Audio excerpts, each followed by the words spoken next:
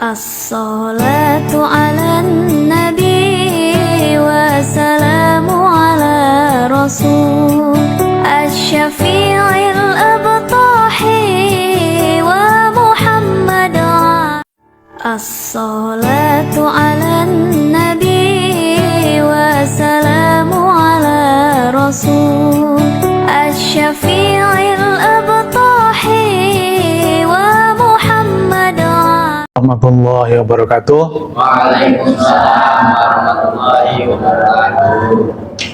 A'udzubillahi minasyaitonirrajim. Bismillahirrahmanirrahim. Alhamdulillahirabbil alamin wassalatu wassalamu ala asrofil anbiya'i wal mursalin sayyidina wa maulana Muhammadin wa ala alihi wa sahbihi ajma'in. Rabbi shrah li sadri wa yassir li amri wa hlul 'uqdatam min lisani yafqahu qawli. Puji syukur marilah kita panjatkan kehadirat Allah Subhanahu wa Ta'ala yang atas berkenannya pada malam hari ini kita bisa berkumpul dalam rangka melaksanakan kajian tasawuf perspektif ilmiah eksakta. Sholawat dan salam kita sampaikan kepada junjungan Nabi Agung Nabi Muhammad SAW, serta dengan bertazim kita sampaikan salam hormat yang setinggi-tingginya dan sehalis-halisnya kepada Yang Mulia Tuan Guru Mursyid. Izinkanlah kami menyampaikan materi terkait dengan sholat langit dalam perspektif tasawuf. Sebelumnya kami sampaikan terima kasih dan penghargaan yang setinggi-tingginya kepada DKM Masjid Al-Ikhlas Japos RW 09 Pondok Aren Tangerang Selatan. Kajian tasawuf ini merupakan kajian yang bersifat mingguan yang dilaksanakan pada setiap hari Selasa malam Rabu ba'da sholat Isya, yaitu terkait dengan tasawuf dalam perspektif ilmiah eksakta. Bahasan kali ini merupakan bahasan yang sangat fundamental dalam kehidupan beragama, khususnya dalam ibadah bagi umat Islam, yaitu terkait dengan sholat.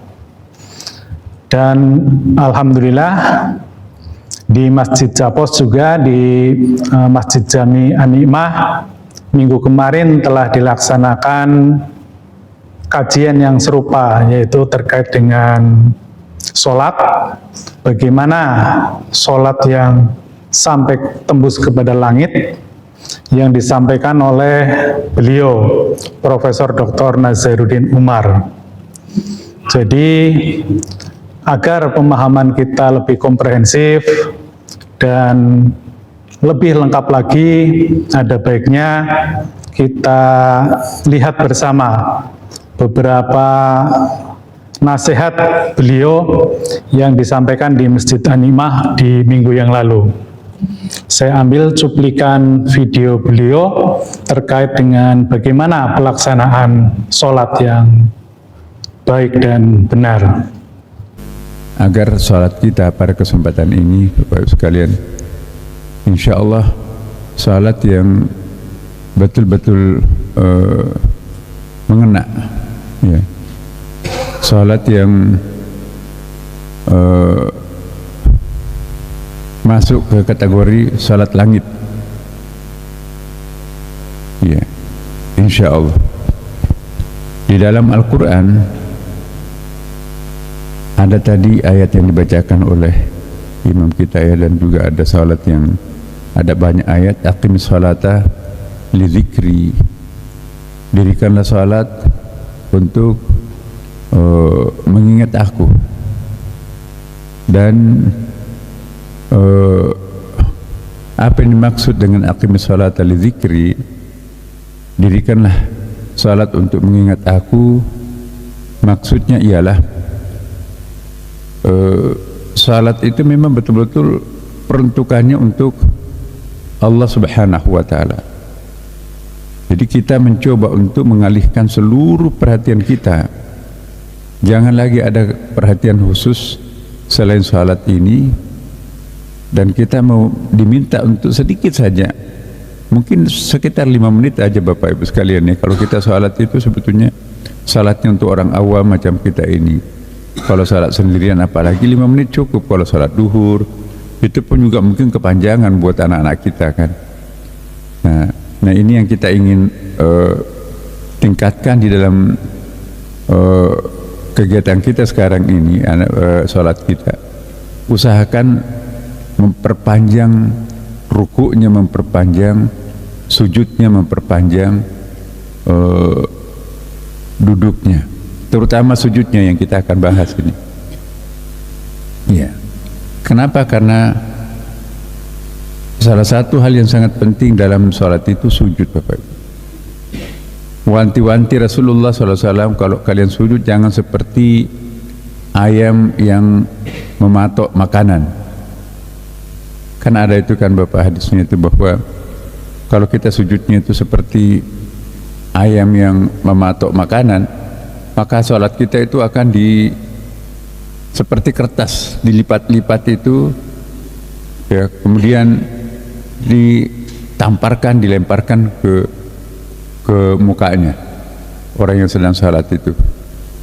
Jadi kita sudah sedang salat malah dapat siksaan. Nah inilah yang kita tidak ingin terjadi pada diri kita sendiri ya. Jangan sampai nanti kita sudah selesai salat berharap pahala yang banyak, malah justru kita mendapatkan kebalikannya. Nah inilah yang saya ingatkan kepada kita semuanya, jangan sampai nanti salat kita itu salat seperti yang dikatakan dalam Al-Quran, fawailul lil musallin, celakalah bagi orang yang salat, alladzina hum an salatihim sahun, yang salatnya itu ya ompong, lubang-lubang, artinya kadang salat, kadang juga tidak salat ya kan. Artinya salatnya juga salat tapi enggak ada ingatannya kepada Allah Subhanahu wa taala. Nah, ini yang kita tidak inginkan sebetulnya. Karena itulah kita mulai mengambil air wudu. Pernah saya sampaikan di sini Bapak Ibu. Ambil air wudu supaya kita bisa lebih khusyuk ya. Orang yang tidak bisa khusyuk di dalam salatnya, orang yang tidak bisa khusyuk ketika mengambil air wudu, itu pasti nggak bisa juga khusyuk di dalam salatnya. Hadirin dimanapun berada, baik yang online maupun yang offline, demikian tadi yang disampaikan oleh Prof. Nazaruddin Umar, yang beliau adalah Menteri Agama saat ini. Jadi minggu lalu beliau mengisi kajian di Masjid An-Nikmah Japos. Tadi sudah sangat jelas beliau menyampaikan beberapa pesan. Yang pertama, bahwa ada istilah sholat langit. Kemudian berikutnya juga beliau menyampaikan ayat surat Toha 14, di ujungnya as-sholatu lidzikri, dirikanlah sholat untuk mengingatku. Kemudian beliau juga menyampaikan tentang bahayanya sholat yang lalai, fawailul lil musallin. Kemudian beliau juga menyampaikan beberapa tips agar sholat kita menjadi sholat yang berkualitas, antara lain dengan menjaga tumakninahnya, yang beliau khususkan yaitu agar sujudnya diperpanjang. Kemudian wudunya juga diperbaiki. Kurang lebih seperti itu maknanya. Bapak dan Ibu, seluruh jamaah yang saya muliakan, mari kita mencoba mengelaborasi sekaligus bagaimana kita mengejawantahkan apa-apa yang telah beliau sampaikan, karena beliau ini seorang profesor dan seorang yang ahli tentunya, dan mungkin karena keterbatasan waktu tidak menyampaikan secara detail. Untuk itu izinkanlah kami untuk dapat lebih memperjelas apa yang dimaksud dengan sholat langit dan apa yang dimaksud dengan sholat yang lalai, dan bagaimana kita agar meningkatkan sholat kita. Menarik kalau kita mencermati yang disampaikan Prof. Nazaruddin tadi. Beliau bahkan mendeskripsikan bagaimana sholat yang mengingat itu. Sebelum kita bahas lebih lanjut, saya izinkan kami bertanya. As-sholatu lidzikri. Sholatlah, dirikanlah sholat untuk mengingatku. Itu adalah Quran surat Toha ayat 14. Namun pertanyaannya, apanya Allah yang diingat ketika sholat? Ini pertanyaan yang sangat fundamental, sangat sederhana, yang setiap orang semestinya bisa menjawab. Karena ini hal yang sangat simpel. As-sholatu lidzikri, dirikanlah sholat untuk mengingatku. Tetapi apanya Allah yang diingat dalam sholat? Baiklah, pemirsa dimanapun berada, izinkanlah kami menyampaikan bahasan terkait sholat langit dalam perspektif tasawuf ilmiah eksakta. Dalam beberapa kajian, kami selalu menyampaikan bahwa semesta ini terbagi menjadi dimensi-dimensi. Yang paling utama adalah terdiri dari 3 dimensi, yaitu dimensi alam maha, kemudian dimensi alam intermediate, dan dimensi alam baharu atau alam dunia ini. Dimensi alam maha itu adalah di mana Allah bersemayam, sebagaimana Quran surat Toha ayat ke-5, bahwa Allah bersemayam di atas ars, dan demikian juga Allah di sini adalah sifatnya laisa kamitslihi syai'un. Artinya beliau di sini itu tidak dapat didefinisikan, tidak dapat dideskripsikan, tidak dapat difikirkan, dan tidak dapat dibayangkan. Inilah alam ketuhanan, karena dia sifatnya maha mutlak, maha qadim, maha ultrasonor, yang tidak dapat dijangkau oleh akal manusia. Tuhan adalah perbendaharaan yang tersembunyi, namun dia ingin dikenal, maka diciptakanlah makhluk. Namun ternyata penciptaan itu pun sifatnya gradatif. Tuhan tidak langsung menciptakan alam dunia ini, alam materi ini, namun ada alam antara, yaitu alam intermediate, atau dengan nama lain adalah alam qadim. Di sini adalah alam nur atau alam ruh, atau dalam bahasa fisikanya adalah alam partikel gelombang. Dan di alam ini ada sosok Tuhan atau perwakilan Tuhan atau sesuatu yang mewakili Tuhan di alam ini, yaitu ruhani Rasul. Dia bentuknya ruh karena ruhani, atau biasa ulama menyebutkan ini sebagai Nur Muhammad. Jadi di sini bentuknya ruh, karena masing-masing dimensi, masing-masing alam ini terpisah, tidak bisa saling melampauinya. Allah yang maha mutlak di sini tidak mungkin menempati alam ini karena berbeda secara dimensionalnya. Ini pernah terjadi pada kisah Nabi Musa, di mana Nabi Musa ingin melihat langsung Allah, tetapi jangankan Allah, pancaran sinarnya pun sudah menghancurkan Bukit Tursina, sehingga masing-masing alam ini terpisah dan mempunyai hukum kausalitasnya sendiri-sendiri. Dan kemudian ada alam yang paling bawah, yaitu alam materi, alam dunia ini. Dan ternyata kalau kita kaji, di alam dunia ini ternyata terbagi menjadi 2 alam, yaitu alam yang sifatnya fisik atau materi, yang bisa kita amati dengan panca indera kita, Dan ada alam non-fisik yang sifatnya imateri rendah, atau biasa disebut dengan metafisika infra. Inilah alam bawah sadar. Karena pada hari ini kita akan membahas tentang sholat, jadi kami hanya menyampaikan bahwa ini ada dimensional seperti ini. Jadi alam ini ternyata terbagi menjadi dimensi-dimensi. Dimensi alam maha, dimensi alam qadim, dimensi alam baharu atau alam dunia yang dibagi menjadi dua, alam materi dan alam imateri.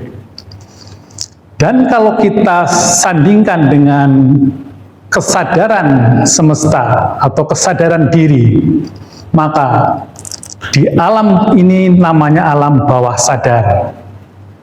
Kemudian di atas, di alam realitas ini namanya alam sadar atau alam akal realitas, akal rasional.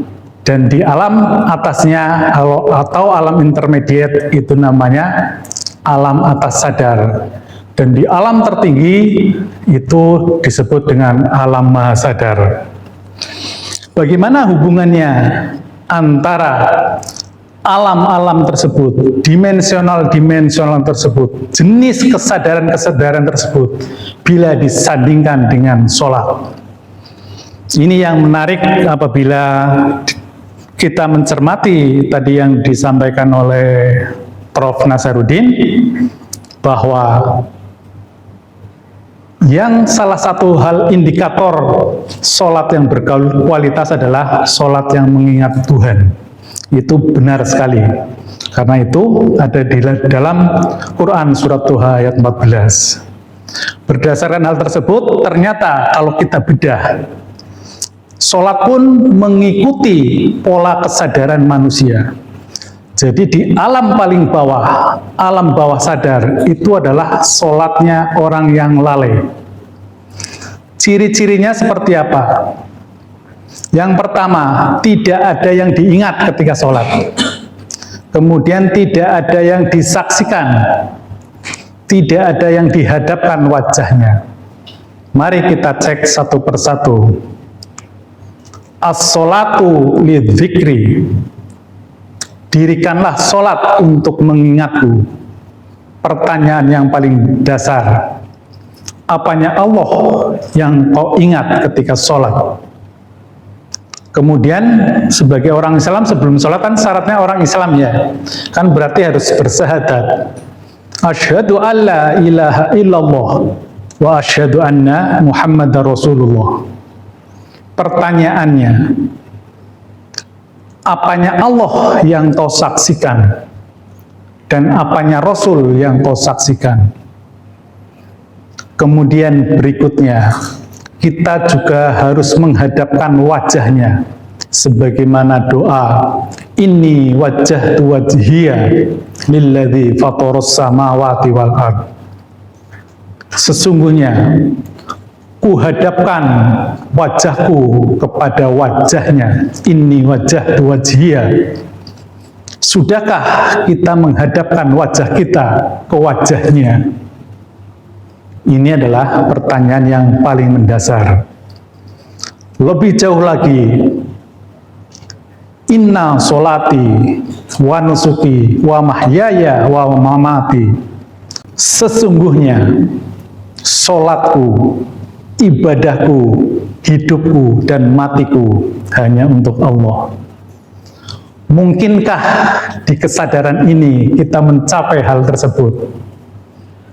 Ini menjadi pertanyaan bagi kita semua. Tetapi kalau kesadaran kita berada di kesadaran bawah rendah, dipastikan kondisi tersebut tidak akan tercapai. Hal tersebut terjadi karena belum teraktivasinya ruhani. Nanti akan kita lihat ketika sampai kepada sholat yang mengingat. Maka sholat yang seperti ini rentan sekali terjadinya fawailul lil musallin. Dan yang terjadi di sini hanyalah hayalan. Mengingat pun mengingat Tuhan, Tuhan sebagaimana persepsi kita. sebagaimana angan-angan kita, sebagaimana imajinasi kita, sebagaimana keyakinan kita. Keyakinan yang tidak dilandasi oleh sesuatu yang memadai, oleh dasar yang kuat, itu adalah sesuatu proses yang ada di alam bawah sadar. Bahkan cenderung kepada sifatnya afirmasi. Dia hanya menekankan kepada diri sendiri. Oh, saya sholat. Oh, saya menghadap Tuhan. Oh, saya sholatnya diterima. Afirmasi-afirmasi seperti ini, kalau sepanjang hidup kita terus dilakukan, maka kita berada dalam sholat lalai tetapi kita tidak merasakannya. Karena kalau kita lihat struktur ini, struktur dimensional ini, di alam bawah sadar itu isinya adalah naluriah. Kemudian di situ ada alam jin, setan, tohut, imajinasi, abstraksi, keyakinan, afirmasi, dan sebagainya. Ini adalah alam bawah sadar. Saya tidak akan menilai, tapi ini silakan bagi masing-masing kita untuk mengkoreksi diri. Apakah sholat kita berada di tataran ini, tataran sholatnya orang yang lalai? Kemudian kita naik kepada sholat yang kedua, tingkatan yang kedua, yaitu sholat yang mengingat. Di situ sudah ada yang diingat, kemudian sudah ada yang disaksikan, sudah ada yang dihadapkan wajahnya. Untuk dapat mengingat, maka kita harus ada interaksi langsung dengan perwakilan Tuhan yang ada di dunia ini, utusannya yang ada di dunia ini. Kalau dulu namanya Nabi, nah ini yang menjadi distorsi adalah seperti itu, bahwa dalam sistem dimensional ini ternyata ada sistem kebersambungan Allah Ta'ala dengan makhluknya di dunia ini melalui tali wasilah. Tali wasilah adalah tali kebersambungan antara Allah yang laisa kamitslihi syai'un dengan ruhani Rasul di alam qadim, dengan transmitter ruhani di dunia ini. Transmitter ruhani dulu adalah seorang nabi atau rasul. Namun setelah nubuah berakhir, setelah kenabian selesai, maka Tuhan selalu mengirimkan hamba-hamba yang disucikan ruhaninya yang menggantikan posisi ini. Dia bisa seorang rasulun min anfusikum, bisa juga seorang waliya mursida, bisa juga seorang ulil amri minkum, bisa juga seorang warasatul al-ulama, warasatul anbiya. Jadi pada intinya, sholat mengingat adalah sholat yang sudah bersambung ke dalam sistem wasilah ini, tetapi melalui seorang transmitter, seorang yang menghantarkan ruhani kita. Karena untuk berhubungan antara manusia dengan Allah Subhanahu wa Ta'ala tidak mungkin secara langsung.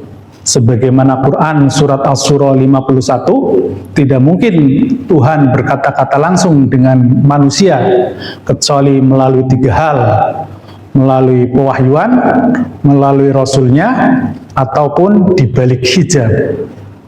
Dan ternyata Allah menciptakan sistem ini, sistem tali wasilah. Jadi ini sifatnya top down. Jangankan kita mau langsung ke sini, Allah saja ketika berbicara dengan makhluknya di muka bumi ini, beliau harus melalui ultrastruktur ini.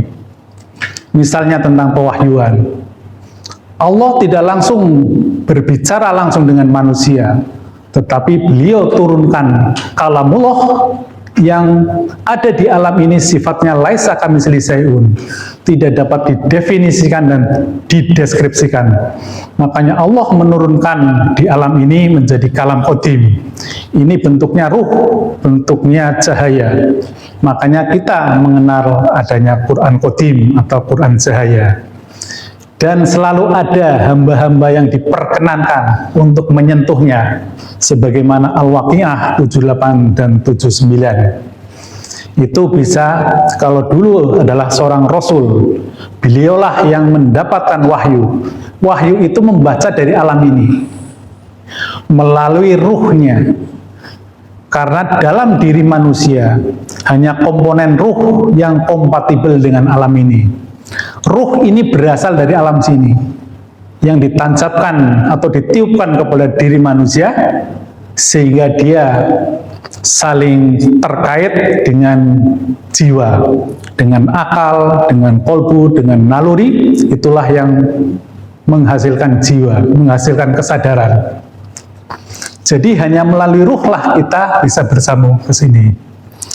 Oleh karenanya, ketika kita sholat, tanpa mempersambungkan lewat transmitter ini, mustahil kita bisa sampai ke sini. Dan yang menjadi paling penting adalah seorang transmitter ini harus mampu atau harus selaras dengan frekuensi Ruhani Rasul, dengan frekuensi Nur Muhammad. Karena hubungan ini menganut hubungan kausalitas ruh atau kausalitas frekuensi dan gelombang.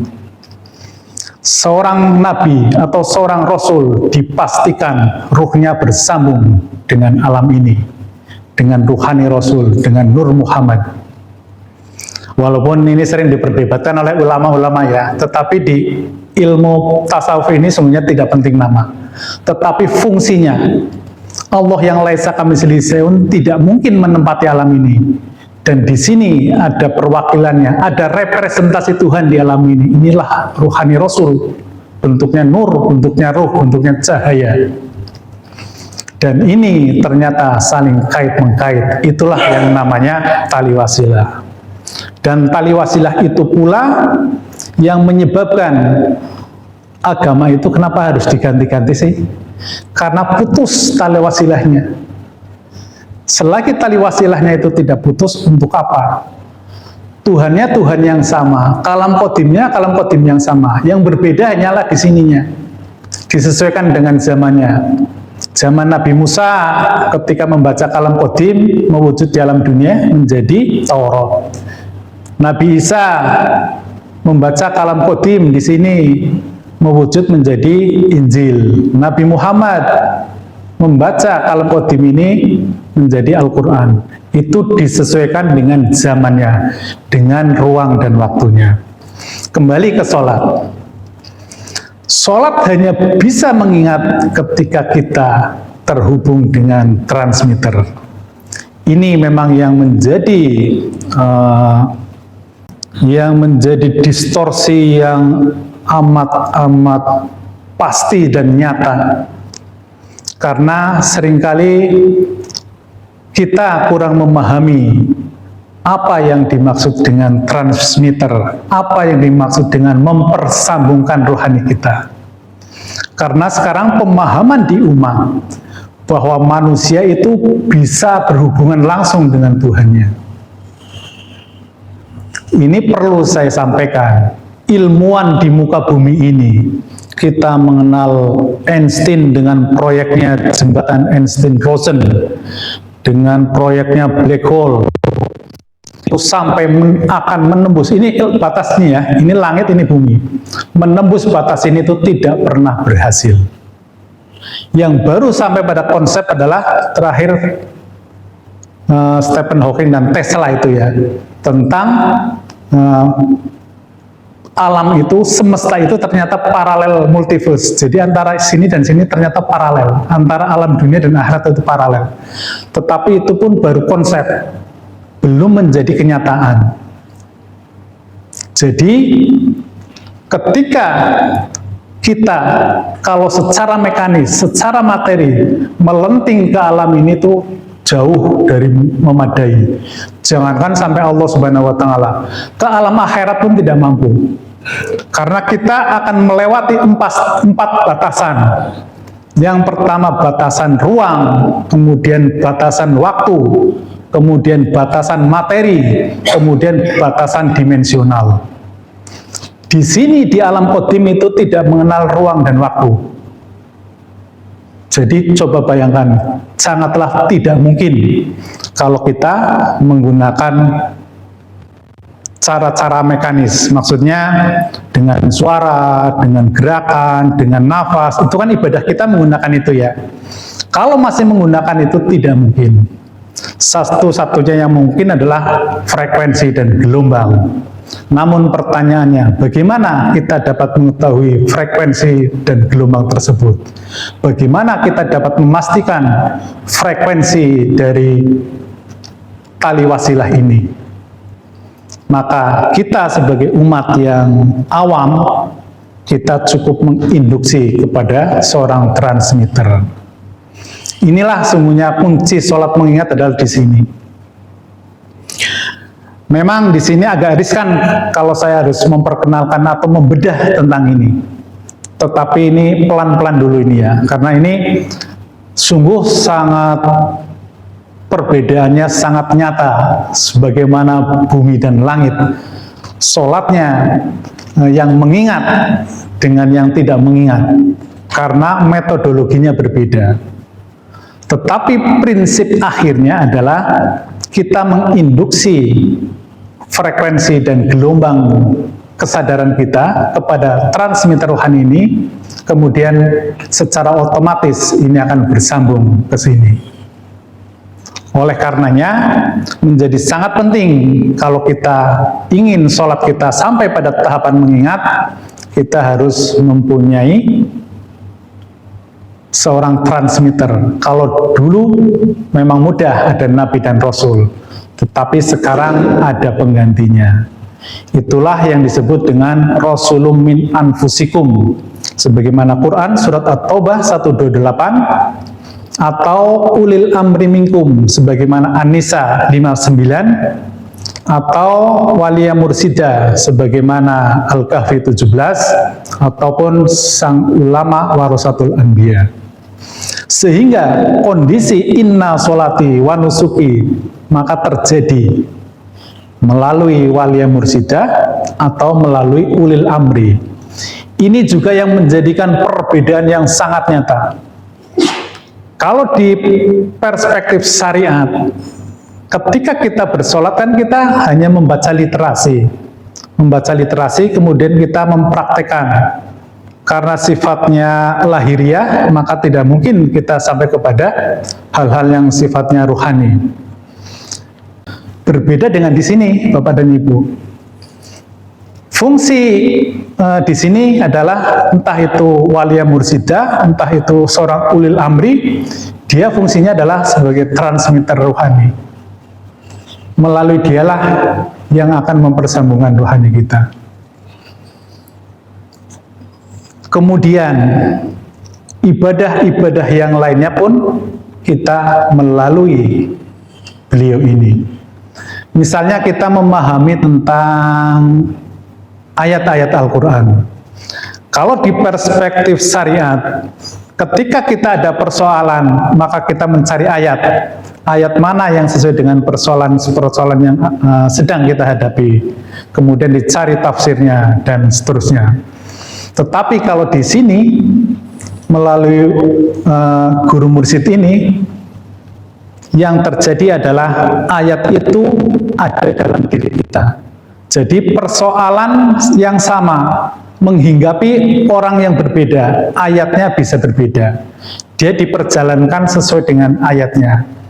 Bahkan seringkali pelaku di sini kita sudah melaksanakannya, sudah menjalaninya, baru paham, baru ngeh, oh ternyata itu ayat tentang ini gitu.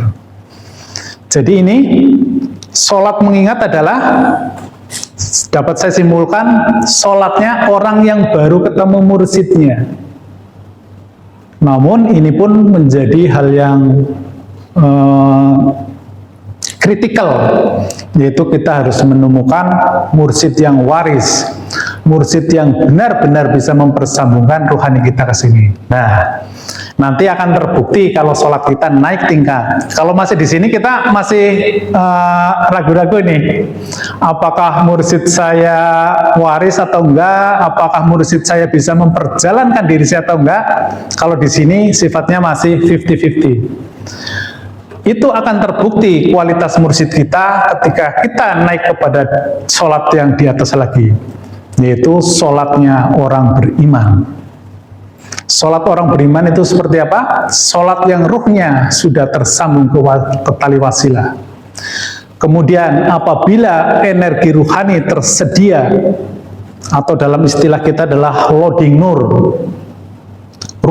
energi ruhani kita melimpah melalui zikrullah, suluk, dan ubudiyah sampai melampaui batas, maka itu yang namanya sholat yang mi'raj. Makanya as-sholatu mi'rajul mu'minin. Itu bukannya sholatnya Rasulullah. Kalau hanya Rasulullah yang mi'raj, terus kita jadi bagaimana itu? Peristiwa mi'raj adalah peristiwa yang dialami oleh Nabi Muhammad, tetapi untuk bisa diikuti oleh umatnya. Kalau Rasulullah bersabda as-sholatu mi'rajul mu'minin, sholat adalah mi'rajnya orang mukmin.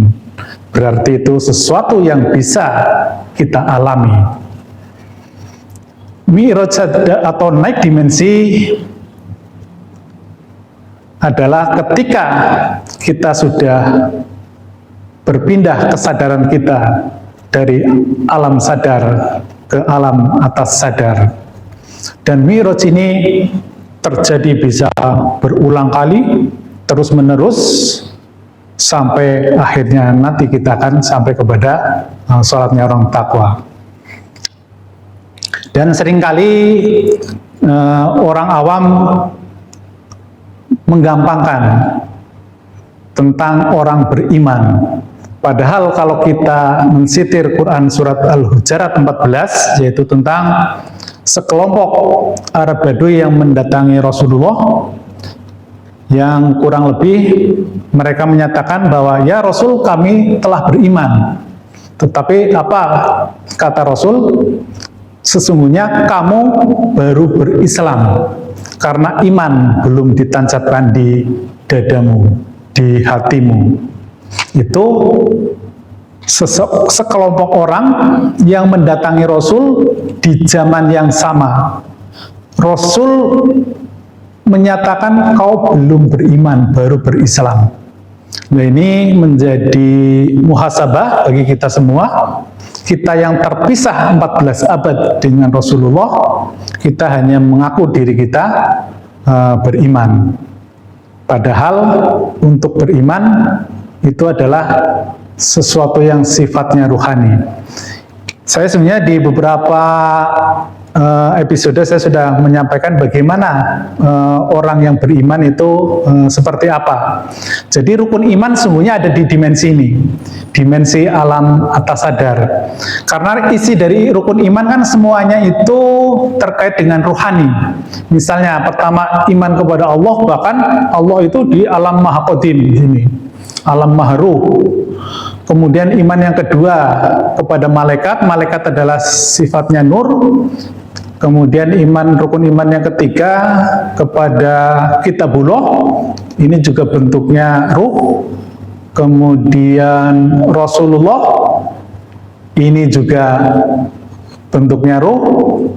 Berikutnya qada dan qadar, serta hari akhirat dan qada dan qadar. Jadi perjalanan hari akhirat pun ada di alam ini, dan sifatnya sudah jelas ya. Nanti di bahasan yang lain kita akan bahas lebih dalam lagi alam-alam ini isinya apa, sifat-sifatnya apa, hukum kausalitasnya seperti apa. Hanya di kali ini kita khususkan kepada sholat, dihubungkan dengan masing-masing dimensi dan masing-masing kesadaran. Dan sholat yang tertinggi adalah sholatnya orang yang bertakwa, atau biasa juga disebut dengan sholat daim, sholat yang berkekalan, yang dalam hidupnya, dalam kesadarannya itu tidak pernah terputus dengan Allah ini. Kalau kita selama ini menganggap sholat kita di syariat terus, memang tidak pernah terbayangkan. Sampai ke sini itu tidak pernah terbayangkan. Bagaimana mungkin kesadaran kita tetap pada satu fokus saja kepada Allah, kalau tanpa treatment-treatment yang khusus. Saya sebelum masuk ke Torekat ini, saya beberapa kali ikut Torekot, dan saya pernah melakukan treatment-treatment seperti itu. Misalnya menyebut Allah atau mengingat Allah itu maksimal tidak lebih dari setengah jam. Pasti pikiran kita melayang dan pergi kemana. Itu tidak mungkin lebih dari setengah jam itu. Makanya satu-satunya cara dan satu-satunya jalan yaitu kita dengan menginduksi ini. Pada level ini pun semuanya kesadaran kita itu sudah kesadaran rohani gitu. Kesadaran rohani adalah kesadaran tertinggi dalam diri manusia. Selanjutnya ini ancamannya ya. Al-Ma'un 4 dan 5, fawailul lil musholin, celakalah orang yang melaksanakan sholat, yaitu yang lalai terhadap sholatnya. Tadi menurut kami, deskripsi kami, sholat yang lalai adalah sholat yang tidak mengingat, tidak menyaksikan, dan tidak menghadapkan wajahnya. Tidak inna sholati wa nusuki wa mahyaya wa mamati, dan belum teraktivasi ruhaninya. Itu adalah sholat yang lalai.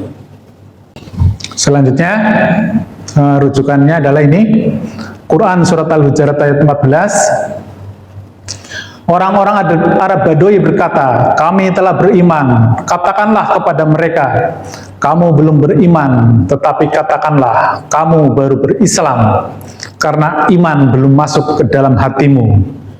Jika kamu taat kepada Allah dan Rasul-Nya, Dia tidak akan mengurangi sedikit pun amal perbuatanmu. Sesungguhnya Allah Maha Pengampun lagi Maha Penyayang.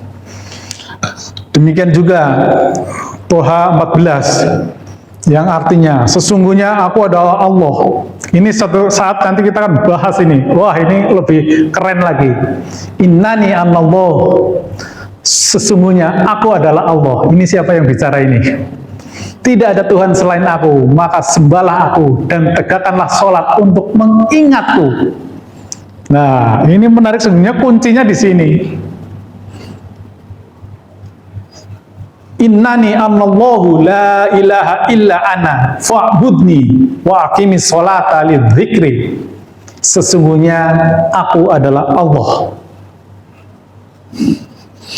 Ini sedikit saja ya. Kan hakikatnya kan ini yang mengucapkan kan ya, innani anallahu la ilaha illa ana fa'budni. Tetapi di sini tidak ada kata-kata, tidak ada bahasa, tidak ada suara. Di sini adalah laisa kamitslihi syai'un. Maka di sini dia bentuknya ruh, bentuknya cahaya, bentuknya partikel gelombang. Ini bisa dibayangkan kan ya? Di sini tidak ada kata-kata karena di sini laisa kamitslihi syai'un. Kalimatnya pun kalamnya kalam yang laisa kamitslihi syai'un. Namanya pun nama yang laisa kamitslihi syai'un. Untuk apa di sini nama? Orang sendirian. Di sini bentuknya ruh. Di alam realitas ini, di alam materi ini mewujud. Kata-kata innani anallah ini diucapkan oleh seorang manusia agung 14 abad yang lalu. Sungguh aku ini adalah Allah. Nama hanya ada di alam ini. Di alam ini pun tidak ada nama aslinya, karena ini alam partikel. Untuk apa nama di sini? Hanya untuk memudahkan kita. Sebenarnya yang ngasih nama kan sebenarnya di sini. Kalau masih kurang jelas lagi ini ya, biar kita membahasnya lebih tajam lagi. Nama Allah Subhanahu wa Ta'ala kapan lahir? Kan 14 abad tahun yang lalu, kan 14 abad yang lalu. Sebelumnya kan Nabi Musa menyebutkannya Yahweh.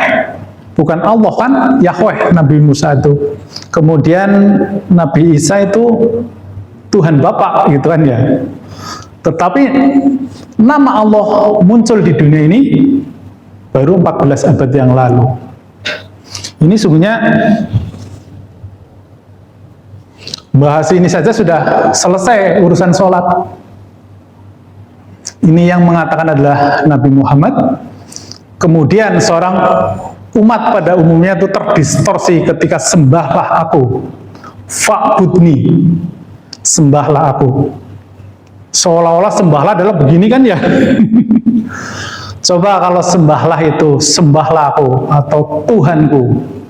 Tuhan adalah orientasi hidupku, cintaku, pengorbananku, visi dan misi hidupku, ketakutanku, seluruh hidupku. Coba kalau Tuhan dimaknai seperti itu, kan selesai. Kita sudah sangat paham, kita akan mengakui diri sendiri. Oh, Tuhan saya siapa ya? Kan sudah jelas. Orang kan seringkali mendeskripsikan Tuhan yang laisa kamitslihi syai'un, yang tidak terdefinisi dan terdeskripsi. Padahal kalau kita mendefinisikan Tuhan secara sederhana, Tuhan adalah orientasi hidupku, perjuanganku, pengorbananku. Harus ada wujudnya di alam dunia ini. Pada saat itu adalah Nabi Muhammad. Jadi orang yang berjuang dengan Nabi, yang seluruh hidupnya dia curahkan kepada Nabi, cintanya, pengorbanannya dicurahkan kepada Nabi, ya sesungguhnya dia menyembah Allah. Karena sifatnya saling terkait. Ini sesungguhnya ada bahasan khusus kalau ini tentang tali wasilah ya. Ketika kita menginduksi ini, ketika kita mengikuti ini ya terikat dengan sani. Dibandingkan ini langsung ke sini yang tidak mungkin. Ilmu pengetahuan sudah membuktikan tidak mungkin kita melintasi batas waktu, batas ruang, batas dimensi, batas materi. Ada 4 jenis yang harus kita lompati di sini. Itu tidak mungkin, apalagi sampai ke sini, terlampau jauh. Jadi ini sesungguhnya di sini kuncinya. Mengingatku ya, di saat itu mengingatnya, mengingat Rasulnya, mengingat Nabinya. Bahkan kisahnya Abu Bakar As-Siddiq kan, beliau bahkan sampai malu menyampaikan kepada Nabi, ya Rasul, aku malu. Bahkan di kamar mandi pun aku selalu ingat dirimu. Itu kata Abu Bakar. Karena saking cintanya. Maka seluruh hidupnya itu didedikasikan untuk beliau, untuk nabinya. Kan kita sering mendengar ya, itu seluruh hartanya beliau berikan kepada Nabi untuk perjuangan. Apalagi istrinya itu ya, Siti Khadijah, itu seluruh hartanya dia korbankan untuk nabinya. Kita kan banyak berhayal itu nanti ya kita akan bahas tentang ketuhanan, itu akan menarik itu. Kita selama ini bertuhan sesuatu yang tidak jelas kita menurut persepsi kita, padahal ada alamatnya di dunia ini. Nanti saya akan sedikit buka ininya ya. Berikutnya adalah hadis. Ini udah jelas. Inni wajjahtu wajhiya lilladzi fataras samawati. Ini saya buka ini ya di maknanya itu. Sungguh aku hadapkan wajahku kepada zat yang menciptakan langit dan bumi. Ini kata wajahnya itu saya bikin sendiri itu. Karena kata-katanya ini wajahtu wajhiya. Kan wajahku kepada wajahnya kan. Kenapa di sini diganti zat ini? Ini seringkali distorsinya adalah seperti ini. Karena pemahaman yang terkonstruksi tadi itu hilang itu. Jadi menghadapkan wajah Tuhan. Makanya seringkali saya suka ini tanya, apanya Allah yang kau ingat itu kan pasti nggak bisa. Allah itu bukan objek yang tidak bisa diamati dengan pembaca virtual kita. Jadi pasti tidak ada yang diingat. Yang diingat adalah saat itu ya wajah Rasul, wajah nabinya itu. Menghadapkan kepada wajahnya. Memang ini biar saya ini ya, biar clear ini ya. Kemudian itu kan di awal. Di awal ketika ruhaninya, ketika spiritualnya belum matang, itu ya hanya itu yang bisa diini. Ketika spiritualitasnya sudah tinggi, sudah bersambung, sudah presisi, maka dia akan mengenali sendiri melalui getaran rohaninya, melalui frekuensi dan gelombang. Itu. Tapi orang sekarang kan tiba-tiba langsung melenting gitu. Akhirnya tidak pernah ketemu gelombang itu. Berikutnya hadis as-sholatu mi'rajul mu'minin. Maka ini tidak pernah terjadi sholat yang mi'raj itu. Dan ini ada hadis Nabi memanggil sahabat Bilal bin Rabah dengan seruan, ya Bilal aqimis sholata arih nabiha. Artinya, wahai Bilal segeralah azan untuk mendirikan sholat dan istirahatkan kami dengan sholat tersebut. Jadi sholat itu untuk mengistirahatkan jiwanya lah, kurang lebih seperti itu. Kemudian berikutnya ini adalah tentang sholat wusta, peliharalah sholatmu, dan sholat wusta berdirilah untuk Allah dengan khusyuk. Kalau sholat wusta di kami itu dipahami sebagai sholat pertengahan. Sebenarnya sama di syariat juga pertengahan, tetapi pertengahannya dianggapnya sebagai sholat zuhur atau asar itu. Kalau kita sholat ini ya sholat antara yang jasad dengan yang ruh, ini masih ini. Jadi belum sampai kepada ruh yang murni. Dan yang sholat tertinggi adalah sholat daim. Alladzina hum ala sholatihim daimun. Ini sholat yang berkekalan.